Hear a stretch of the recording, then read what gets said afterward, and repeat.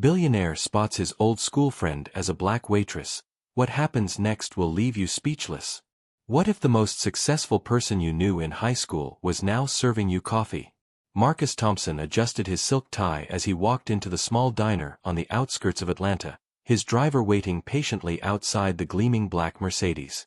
At 68, Marcus had built an empire worth billions, but today felt different. He'd been driving past this same diner for months on his way to board meetings, always meaning to stop but never finding the time. Something about its warm yellow lights called to him this evening. As he settled into a worn vinyl booth, a familiar laugh drifted from behind the counter. His heart nearly stopped.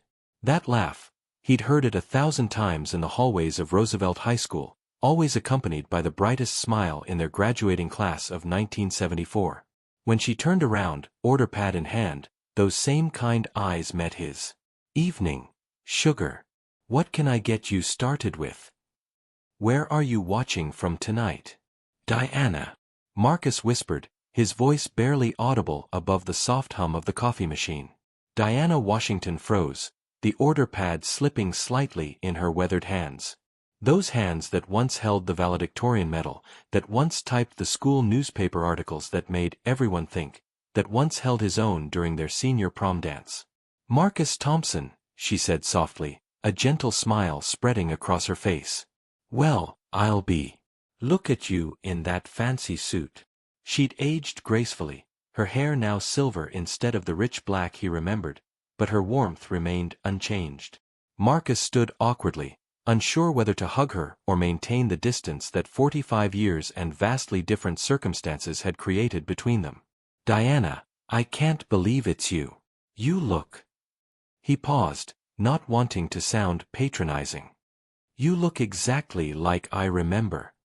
She laughed that same infectious laugh, but now it carried something else, a weariness that hadn't been there when they were 18 and believed they could change the world together.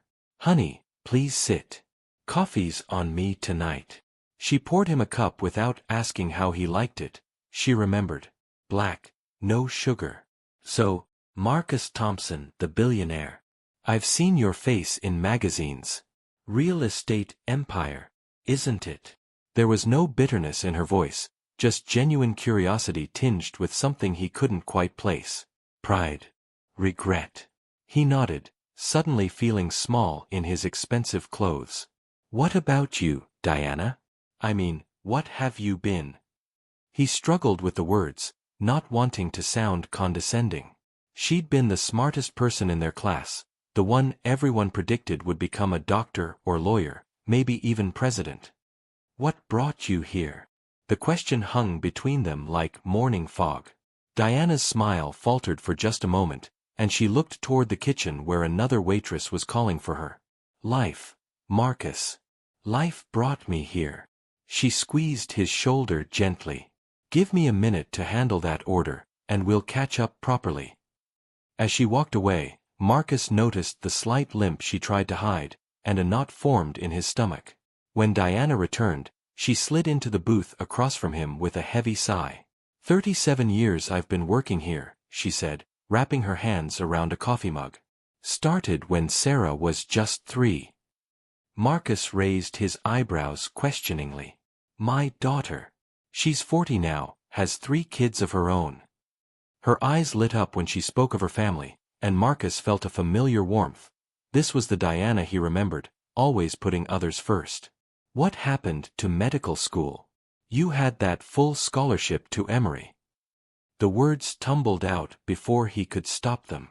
Diana's face grew distant, and she stared out the diner's rain-streaked window. "Got pregnant my sophomore year.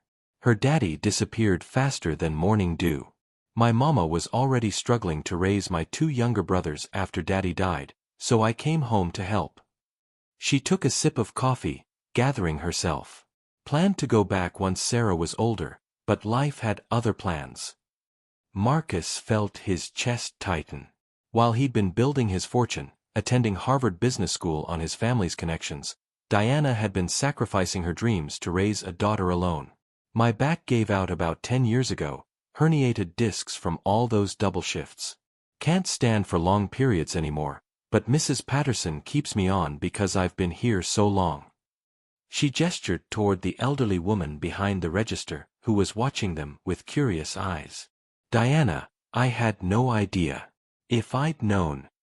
Marcus began, but she held up her hand. Known what, Marcus? We lost touch after graduation. You went your way, I went mine. That's how life works sometimes. But there was something in her eyes, a flicker of the old fire he remembered from their debate club days. Though I'll admit, I always wondered what became of that boy who used to sneak me extra cookies from the cafeteria when I couldn't afford lunch. If this moment touched your heart, please give the video a thumbs up. Marcus felt the ground shift beneath him as memories flooded back. Memories he'd buried under decades of success and accolades. The weight of her words hit Marcus like a physical blow. He remembered those days now, how Diana would sometimes skip lunch, claiming she wasn't hungry, how her clothes were always clean but never quite fit right, how she'd work twice as hard as everyone else to maintain her grades while working part-time at the grocery store. He'd shared his cookies thinking it was just friendship, never realizing it might have been the only meal she'd have until dinner. My mama cleaned houses to keep us fed, Diana continued, her voice soft but steady. Including your mama's house every Thursday. I remember because she'd always come home talking about how beautiful everything was, how kind Mrs. Thompson was to give her leftover food to take home. Marcus's throat constricted. His mother had never mentioned this, or perhaps he'd been too wrapped up in his teenage world to notice. Diana, He started, but the words felt inadequate. How do you apologize for privilege you didn't even know you had? How do you bridge a gap created by circumstances neither of you controlled? I want to help. I need to help. What can I do? The desperation in his voice surprised them both. She reached across the table and covered his hand with hers. Marcus, honey, you don't owe me anything. We were kids. You didn't know. But he could see the exhaustion in her eyes, the way she winced when she shifted in the booth, the careful way she counted the tips in her apron pocket when she thought he wasn't looking. But what if I could help now? What if there was a way to? He paused, an idea forming. Do you remember our senior project? The one about community investment and economic development? Diana's eyes widened slightly.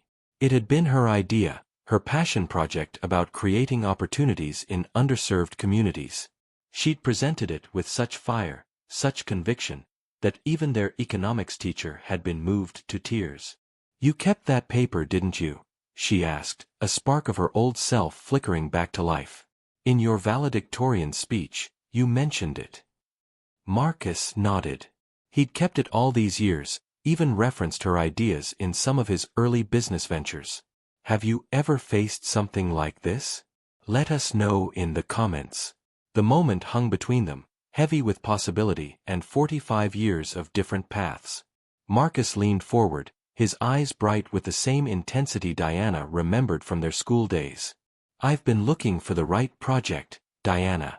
Something meaningful. Something that would make a real difference. He pulled out his phone and showed her photos of vacant lots and abandoned buildings throughout Atlanta. I've been buying up properties in struggling neighborhoods, but I haven't known what to do with them. I've been waiting for the right vision. Diana studied the photos, her finger tracing the outline of a building that looked remarkably like the community center they'd envisioned in their senior project. Marcus, what are you saying? Her voice was barely a whisper, hope and disbelief warring in her expression. I'm saying I want you to run it. All of it. A foundation focused on exactly what you wrote about: job training, affordable housing, education programs. Everything we dreamed about when we were 18. Marcus's hands were shaking now, the enormity of what he was proposing settling over him. I have the money, Diana, but I don't have your heart. I don't have your understanding of what these communities really need. Tears began to well in Diana's eyes. Marcus, I'm 68 years old. I'm a waitress with a bad back and a high school education from nearly 50 years ago. You can't be serious. But even as she said it, he could see her mind working, could see the woman who'd graduated valedictorian emerging from beneath years of just surviving. "You're the smartest person I've ever known, Diana Washington. That hasn't changed." Marcus reached into his jacket and pulled out a folded piece of paper, yellowed with age. It was her original essay, the one he'd kept all these years. "You wrote, 'True change comes not from those who have never wanted, but from those who understand what it means to hope against hope.' I've been successful, but I've never understood hope the way you do." Diana unfolded the paper with trembling hands, reading her own words from so long ago. "Community investment isn't about charity," she read aloud. "It's about recognizing that everyone deserves the chance to build something beautiful with their lives." She looked up at Marcus, tears flowing freely now.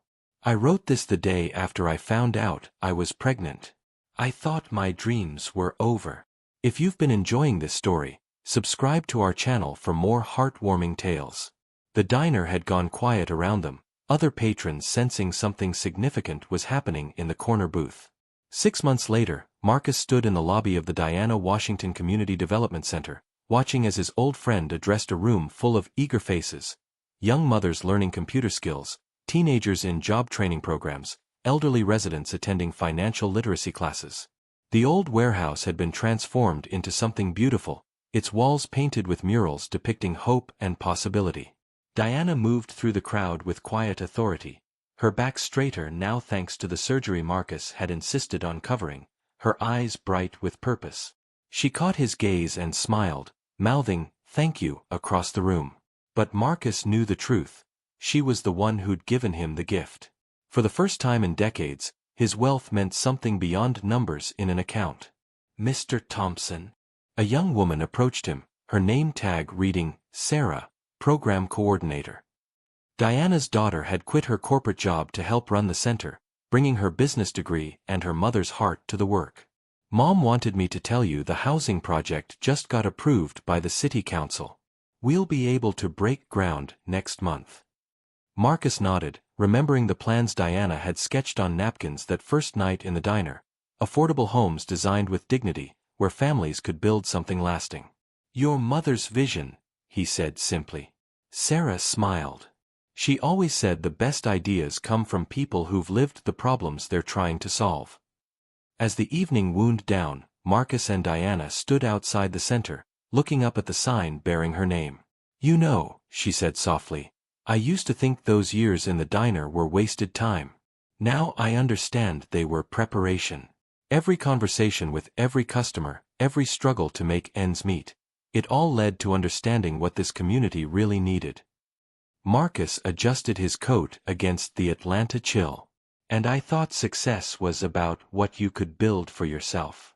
Turns out it's about what you can build with others." They stood in comfortable silence, two old friends who'd found their way back to each other and, in doing so, had found their way to something larger than either could have imagined. Diana squeezed his arm gently. "Same time next week? We still have that youth center proposal to review." Marcus smiled. "Wouldn't miss it."